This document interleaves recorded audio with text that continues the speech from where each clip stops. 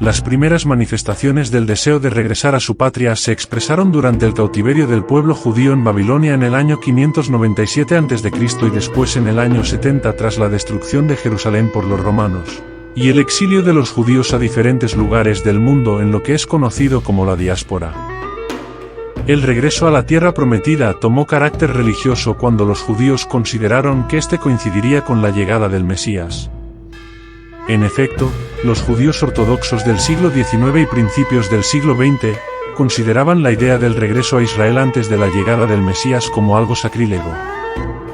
Otros inclusive consideraban que el judaísmo era un concepto religioso, no algo étnico o secular. A mediados del siglo XIX, Israel formaba parte del Imperio Otomano y estaba poblado principalmente por árabes musulmanes y algunos de ellos, beduinos, árabes cristianos, así como judíos y otros grupos minoritarios.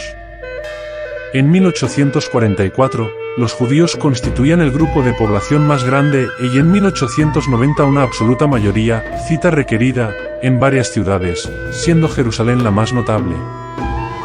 Este incremento de la población judía se debió a la inmigración producida por numerosos pogromos acaecidos en diferentes puntos de Europa del Este y el norte de África.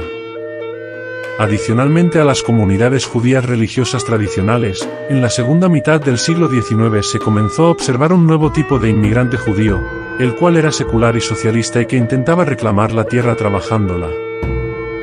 De esta forma surgieron comunidades tales como Mikva Israel en 1870, Petah Tikve en 1878, Rishon LeZion en 1882 y otras comunidades agrícolas. Al finalizar el siglo, Leon Pinsker y Theodor Herzl tomaron la iniciativa de buscar el apoyo internacional para lograr una patria judía en Palestina, si bien ninguno de los dos consideraba a Palestina como la única región para el Estado judío. En 1897 se llevó a cabo el primer congreso sionista en donde se proclamó la decisión de establecer una patria para el pueblo judío en Eretz Israel. La Declaración de Balfour, de 1917, afirmaba que el gobierno británico veía favorablemente el establecimiento de la patria judía en Palestina, entendiendo que esto no perjudicaría los derechos civiles y religiosos de las comunidades no judías en Palestina. Esta declaración contó con el respaldo de varios países, incluyendo los Estados Unidos, y se convirtió en un documento importante después de la Primera Guerra Mundial cuando la Sociedad de Naciones le asignó al Reino Unido el mandato sobre Palestina.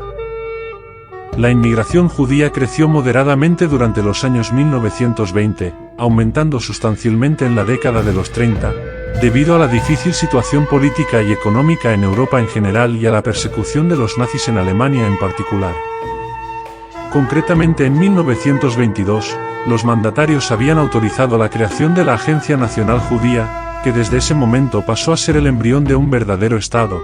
En tales condiciones, el flujo inmigratorio fue en ascenso hasta 1939 cuando el Reino Unido impuso una restricción casi total a dichas inmigraciones. Todo ello se vio trastocado una vez terminada la Segunda Guerra Mundial en 1945, al amparo de las organizaciones pro-Estado de Israel se produjo una migración masiva organizada, además, aparecieron varios grupos armados, como el Lehi y el Irgun, formados con el objetivo de acabar recurriendo a actos terroristas con las dubitaciones del mandato de los británicos. De esta forma, ante la imposibilidad de resolver un problema cada vez más enrevesado, el Reino Unido recurrió a las Naciones Unidas, que, en la reunión de 29 de noviembre de 1947, decidieron la partición de Palestina en dos estados, uno árabe y otro judío, quedando Jerusalén bajo la administración de las Naciones Unidas. La mayoría de los judíos en Palestina aceptaron esta decisión, cita requerida, pero no así los árabes quienes la rechazaron por completo. Paralelamente a estos acontecimientos, los británicos anunciaron su intención de retirarse de Palestina. La violencia entre las comunidades judías y árabes estalló inmediatamente en forma de guerra civil. Al anunciarse el final del mandato británico en Palestina, los judíos planearon declarar un Estado independiente, lo cual los árabes estaban determinados a impedir. El 14 de mayo de 1948, el último de los soldados británicos abandonó Palestina y los judíos, liderados por David Ben-Gurión, declararon en Tel Aviv la creación del Estado de Israel, de acuerdo al plan previsto por las Naciones Unidas.